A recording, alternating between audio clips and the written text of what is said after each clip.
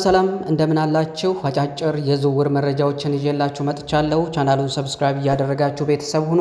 ሁልጊዜ የምለቃቸው አጫጭር መረጃዎች ቶሎ እንዲደርሷችሁ የደወል ምልክቷን መጫናችሁን እንዳትዘነጉ። በቀጥታ ወደ መረጃዎቹ ሄደላችኋለሁ። አብራችሁኝ ቆይታ አድርጉ። አርሰናሎች ከጋብሪኤል ማጋሌስ ጋር አዲስ ኮንትራት ለመፈራረም ስለመቃረባቸው ተሰምቷል። ቢቢሲ እንደዘገበው መድፈኞቹ ለተከላካዩ የረጅም ጊዜ ኮንትራት ያቀረቡለት ሲሆን በጉዳዩ ዙሪያ ከስምምነት ለመድረስ ከጫፍ ደርሷል ብለዋል ማለት ነው። ጋብሪኤል ማጋሌስ እስከ ሰኔ 2027 ድረስ የሚቆይ ኮንትራት ያለው ሲሆን አዲሱን ኮንትራት በተመለከተ በተጫዋቹ ተወካዮችና በአርሰናል መካከል የሚደረገው ድርድር በቅርብ ሳምንታት ውስጥ የሚጠናቀቅ መሆኑ ተገልጿል።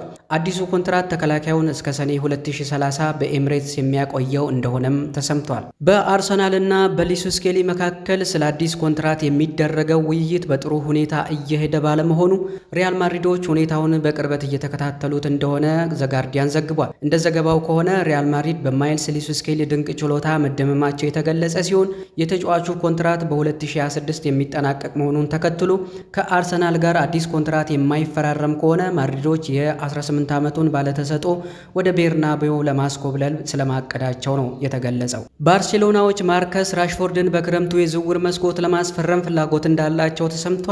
ባርሴሎና አሁንም የፋይናንስ ችግር እንዳለባቸው የሚታወቅ ሲሆን ማርከስ ራሽፎርድን ለማስፈረም ማንቸስተር ዩናይትድ የጠየቀውን 40 ሚሊዮን ፓውንድ መክፈል እንደማይችሉ ተገልጿል። ስለዚህ ተጫዋቹን የመግዛት ግዴታ አንቀጽ በስምምነቱ ላይ ተጨምሮበት በውሰቱን ለማስፈረም ጥረት እንደሚያደርጉ ነው የተገለጸው። ማንቸስተር ሲቲ ራያን ቸርኪን ለማስፈረም ተመራጭ ክለብ መሆኑ ተገልጿል። ተጫዋቹን ማንቸስተር ሲቲን ለመቀላቀል ፍላጎት እንዳለው የተገለጸ ሲሆን ለዝውውሩ መሳካት የግል ጉዳዮች ችግር አይሆኑም ተብሏል። አሰልጣኝ ፔፕ ጋርዲዮላ ስለ ፕሮጀክታቸው አስቀድሞ ለተጫዋቹ ያስረዱ ሲሆን ራያን ቸርኪም የሲቲን ፕሮጀክት ሙሉ ለሙሉ ተቀብሎታል። ለዝውውሩም የፈረንሳዩ ሊዮን 40 ሚሊዮን ዩሮ እንደሚጠይቅም ተገልጿል። ማንቸስተር ሲቲው ቲጃኒ ራይንደርስን ለማስፈረም ለኤሲ ሚላን ያቀረቡት የመጀመሪያ ጥያቄ ተቀባይነት ማግኘቱ ተገልጿል። ሁለቱም ክለቦች ስለ ክፍያ ሁኔታ እየተነጋገሩ ሲሆን ኤሲ ሚላን ለዝውውሩ ከ50 እስከ 59 ሚሊዮን ፓውንድ እንደሚፈልጉም ተጠቁሟል። ማንቸስተር ሲቲዎች ከክለቦች የዓለም ዋንጫ በፊት የ8 ቁጥር ተጫዋች ለማስፈረም ፍላጎት ያላቸው ሲሆን ለዚህ ደግሞ ተመራጭ ያደረጉት ቲጃኒ ራይንደርስን ነው።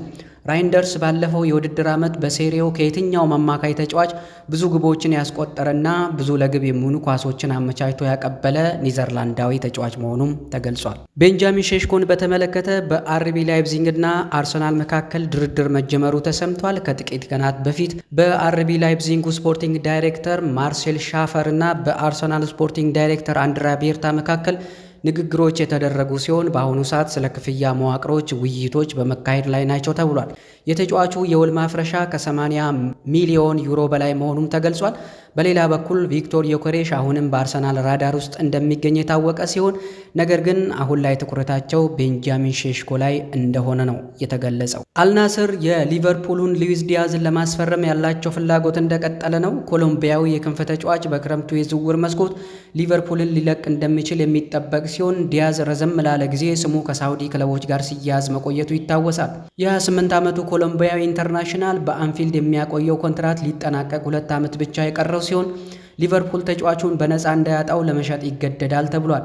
ቀያዮቹ ተጫዋቹን በአንፊልድ ለማቆየት ከፍተኛ ፍላጎት ያላቸው ሲሆን ነገር ግን እስካሁን ስለ አዲስ ኮንትራት ምንም አይነት ውይይት አላካሄዱም።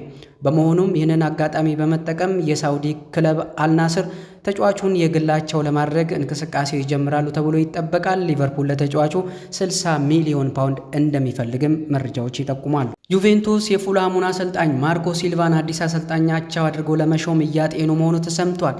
ቢያንኮነሪዎቹ በመጋቢት ወር ዋና አሰልጣኛቸውን ቲያጎ ሞታን ያሰናበቱ ሲሆን ከአሁኑ አሰልጣኝ ኢጎር ቱዶር ጋር ስለመቀጠላቸውም እርግጠኛ አይደሉም ተብሏል።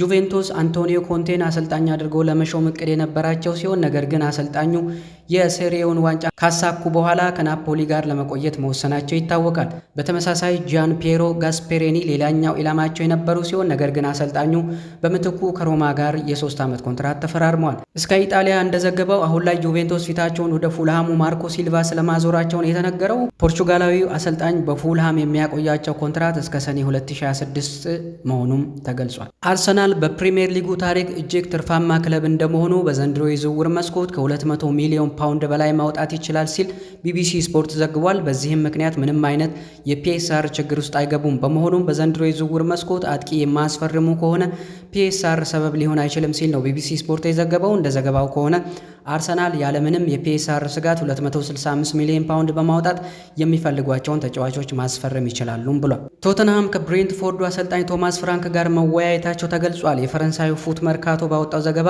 ቶተንሃም ከብሬንትፎርዱ ዋና አሰልጣኝ ቶማስ ፍራንክ ጋር በቀጥታ ተገናኝተዋል።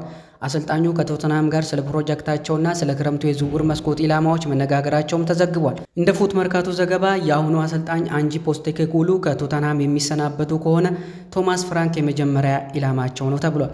ቶተንሃም በዘንድሮ የውድድር ዓመት በሊጉ ደካማ የውድድር ዓመት በማሳለፍ 17ኛ ደረጃን ይዞ ያጠናቀቀ ሲሆን ነገር ግን ፖስቴኮግሉ ማንቸስተር ዩናይትድ በማሸነፍ የዘንድሮን የዩሮፓ ሊግ ዋንጫ ማሳካት ችለዋል። ይሁን እንጂ የፖስቴኮግሉ የወደፊት እጣ ፋንታ በአየር ላይ ነው ተብሏል። ለዛሬ ያስኩላችሁ አጫጭር የዝውውር መረጃዎች እነዚህን ይመስሉ ነበረ። ቻናሉን ሰብስክራይብ እያደረጋችሁ ቤተሰብ መሆን ትችላላችሁ። በቀጣይ የዝውውር መረጃ እስከምንገናኝ በያላችሁበት ሰላማችሁ ይብዛ። ባይ ባይ።